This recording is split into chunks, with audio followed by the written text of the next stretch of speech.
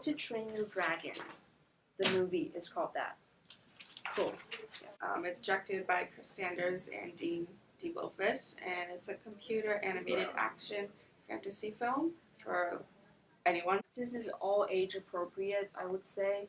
You know, some children's movie they kind of make it really stupid. Like kids enjoy it, but adults are like, "Oh, I'm so bored." But this film, you can tell like they're trying to entertain kids and adults. Yes.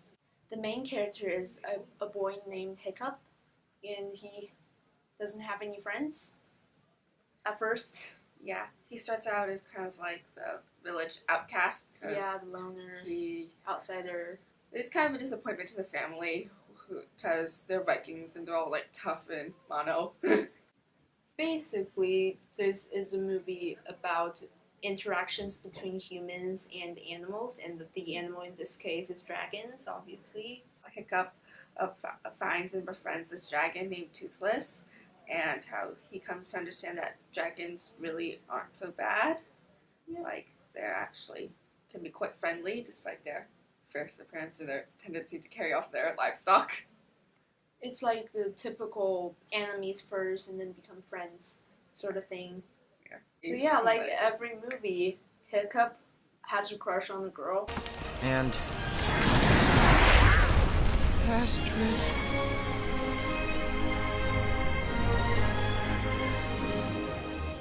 It's kind of a coming of age film. Like Hiccup grows up and learns a lot. Yeah. So they did a really good job with the dragons because they're highly realistic. Like it's totally believable. You know, if it wasn't an animated film. Right. Like the detail in the scales, the way the lighting, you know, Kind of reflects shines off them. on the dragon. Yeah, and like changes their scale colors. It's really impressive work. I think it took them like something like 4 years to make this thing. Wow, that's a long time. Yep.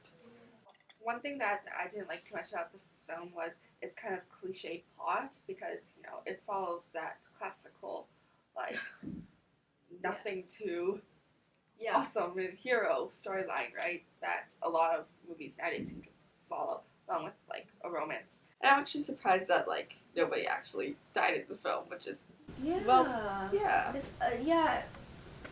that. It's a bit unrealistic that when you're fighting with dragons, no one dies. Like, how's that even possible? Yeah, like, insane bouts of luck. Speaking of not realistic bits, the whole end sequence and the plot twist is a bit unrealistic. Which like, twist?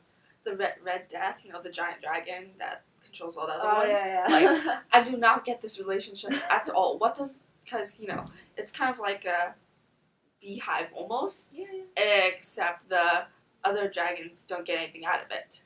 Like, they have to feed the dragon or it eats them.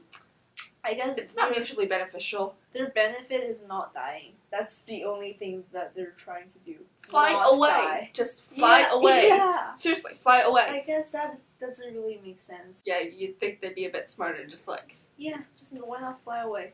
Yep. Another slightly realistic bit is, in the end, Hiccup loses his leg to fire and taking out the big bully dragon. And, well... Literally, all he loses is his leg. He falls like a couple 100 feet. Honestly, it's a bit unrealistic. He survived it all. Like, he lost his leg to the fire. Like, you know, when that happens, you'd expect the whole guy to go up in flames, or, you know.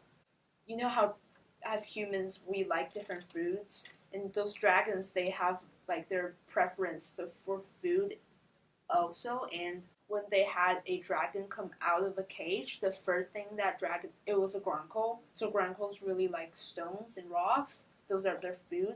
Yeah. So the Gronko went straight to eat like rocks on the ground.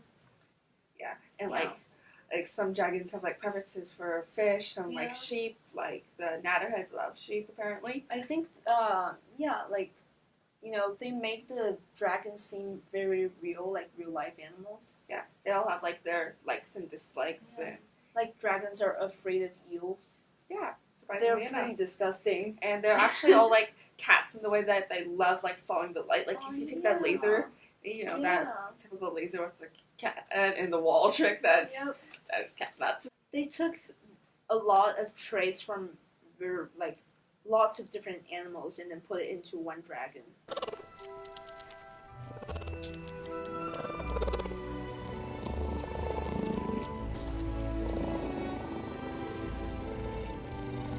Everything we know about you guys is wrong.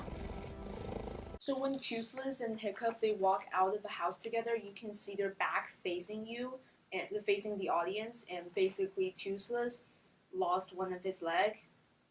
Wait, no. Hiccup lost one of his leg or like half of it, and Toothless lost half of his tail, and they're like handicaps together. Yeah, it's sort of. like symbolic, kind of. It's like since they depend on each other, Yeah, both physically and emotionally. so So I thought that was a nice touch. wraps it up nicely, actually.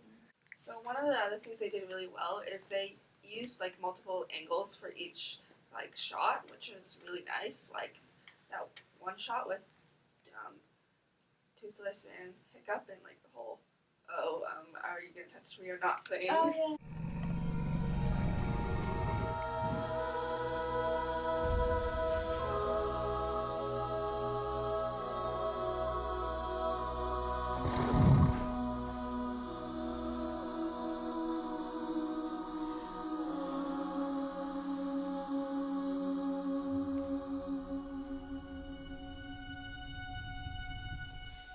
yeah.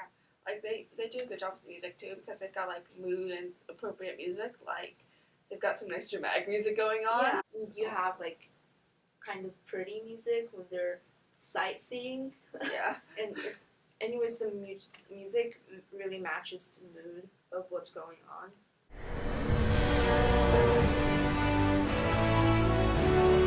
Come on, buddy. Come on, buddy.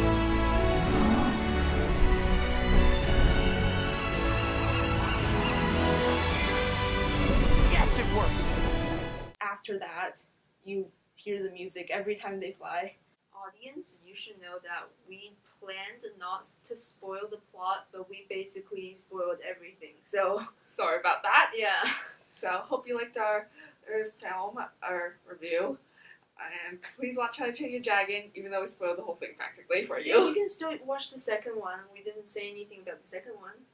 So thank you for watching. Have a nice day. Yay. Okay. Thank you for nothing, you useless reptile.